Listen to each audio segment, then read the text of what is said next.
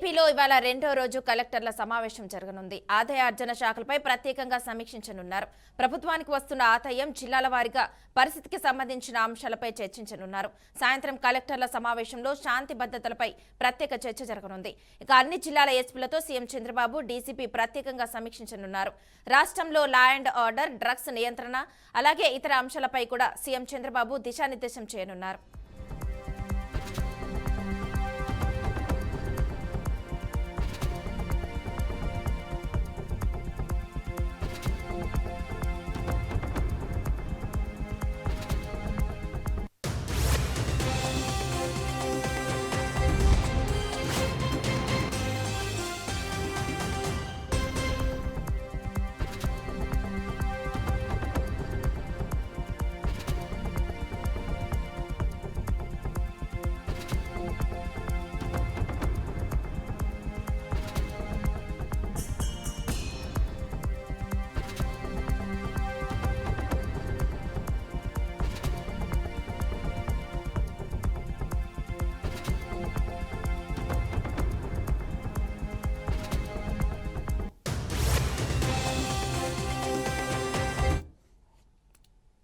ఏపీలో ఇవాళ రెండో రోజు కలెక్టర్ల సమావేశం జరగనుంది. ఆదాయార్జన శాఖలపై ప్రత్యేకంగా సమీక్షించనున్నారు.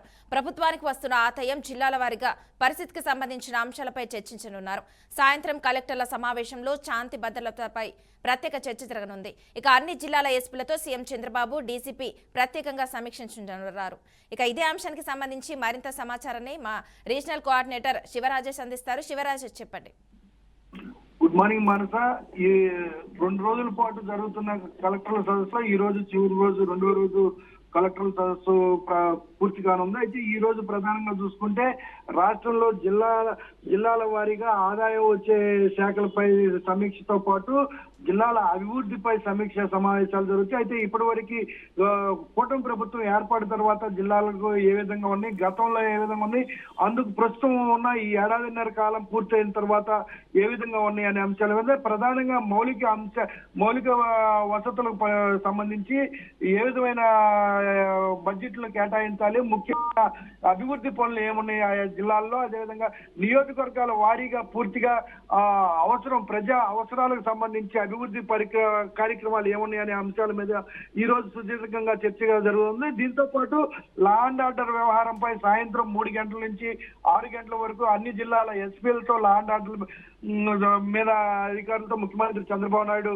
సమీక్షించున్నారు. జిల్లా అభివృద్ధుల మీద, జిల్లాలోని ఆర్థిక వనరుల మీద ఉదయం పూట ఉదయం నుంచి మధ్యాహ్నం దాకా రివ్యూ కొనసాగిన తర్వాత సాయంత్రం పూర్తి స్థాయిలో ఆయా జిల్లాల్లో పరిస్థితులు ఎలా ఉన్నాయి, అదేవిధంగా లా అండ్ ఆర్డర్ ముందుకు ఎలా సాగుతుంది, రాజకీయ ఒత్తిళ్లకు ఎక్కడా కూడా లా అండ్ ఆర్డర్ తలగకుండా ఖచ్చితంగా సమస్య మీద వచ్చిన వాళ్ళకి సమస్యను పరిష్కరించే దిశగా ముందుకు వెళ్ళాలి పోలీస్ అధికారులని ముఖ్యమంత్రి చంద్రబాబు నాయుడు ఈ రోజు అధికారులు సూచిస్తున్నారు. అయితే పూర్తి స్థాయిలో ఏదైతే గత ప్రభుత్వంలో ఎప్పుడు కూడా కలెక్టర్ల సదస్సు ఎక్కడా కూడా నిర్వహించిన దాఖలాలుగా లేవు. అయితే ఈ కూటమి ప్రభుత్వం ఏర్పడిన తర్వాత 5వ దఫా ఏర్పాటు చేయడం ఈ కలెక్టర్ సదస్సులో ఖచ్చితంగా ఈ కలెక్టర్ సదస్సులో ఇచ్చిన సమస్య ఏదైతే ఉందో, ప్రభుత్వం ఏదైతే అధికారులు ముఖ్యమంత్రి చంద్రబాబు నాయుడు ఏవైతే సూచనలు చేస్తారో అటువంటి అభివృద్ధి పనులన్నిటి కూడా పూర్తి చేసుకొని మరలా 3 నెలలు జరిగే సదస్సుకు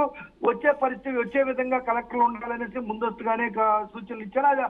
అదే తరహాలో నిన్న ఈ రోజు జరుగుతున్న సదస్సు 5వ సదస్సు కారణంగా రాష్ట్రంలో ఉన్న ప్రధాన సమస్యలు, జిల్లాల్లో ఉన్న ప్రధాన సమస్యలను అధికారులు ప్రభుత్వం దృష్టికి తీసుకురావటం, ప్రభుత్వం దానికి సంబంధించిన అభివృద్ధికి సంబంధించిన గ్రీన్ సిగ్నల్ ఇవ్వటం, నిధులను కేటాయించి గ్రీన్ సిగ్నల్ వీటన్నిటిని కూడా పూర్తి చేసుకున్న పరిస్థితి కూడా ఉంది. అంటే గతంలో చూసుకుంటే కేవలం పథకాలపై ఆధారపడి మాత్రమే ముందుకెళ్లే పరిస్థితి ఉంది ప్రభుత్వం. అయితే ఇప్పుడు చూసుకుంటే ఒక పక్క సంక్షేమం, మరో పక్క అభివృద్ధి దిశగా కూడా అడుగులు వేస్తుందని స్పష్టంగా చెప్పొచ్చు. అందుకు ఆ నిదర్శనం ఇక్కడ ఈ కలెక్టర్ల సదస్సు.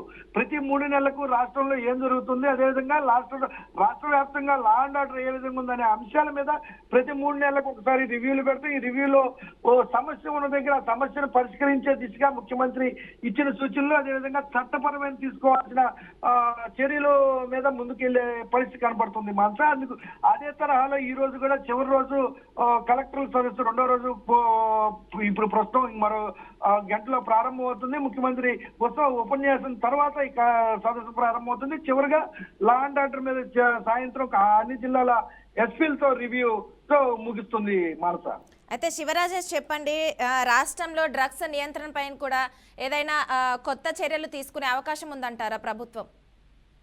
కూటమి ప్రభుత్వం ఏర్పడిన తర్వాత రాష్ట్రంలో డ్రగ్స్, గంజాయి ఈ విషయంలో చూసుకుంటే చాలా తగ్గుముఖం పట్టిందని స్పష్టంగా చెప్పొచ్చు. ఎందుకంటే గతంలో చూసుకుంటే ప్రమాదాలలో ఎక్కువ మంది యువత బలి అవుతా ఉండేవాళ్ళు రోడ్డు ప్రమాదాల్లో. అదేవిధంగా ఎక్కడ యూటిలిజింగ్ కేసులు కూడా పూర్తి స్థాయిలో ఎక్కువగా ప్రతి నియోజకవర్గంలో ప్రతి జిల్లాలో ఎక్కువగా కొనసాగుతాయి. వీటన్నిటికి కూడా డ్రగ్స్ ప్రధాన కారణమని మనం స్పష్టంగా చెప్పుకోవచ్చు. ఎందుకంటే గతంలో చూసుకుంటే ఎక్కడ చూసినా కానీ వడ్డీ బొంకుల్లో కూడా గంజాయి బిల్లు అమ్మే పరిస్థితి కూడా కనబడుతుంది. అటువంటి పరిస్థితుల నుంచి ప్రస్తుతం దీన్ని మార్పు చేసి రాష్ట్ర అభివృద్ధికి దిశగా కూటమి ప్రభుత్వం ఏర్పడిన తర్వాత ఎట్టి పరిస్థితుల్లో గంజాయి విక్రమం అంటూ జరగకూడదు. ఎటువంటి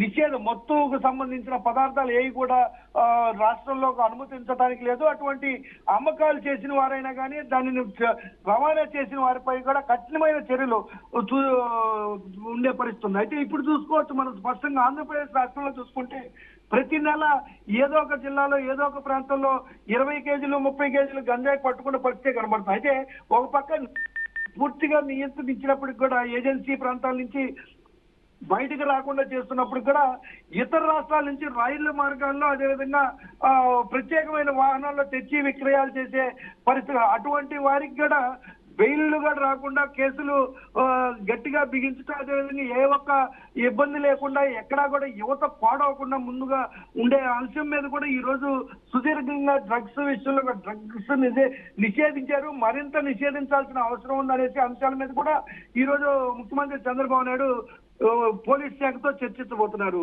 మానస. Okay, thank you శివరాజేష్.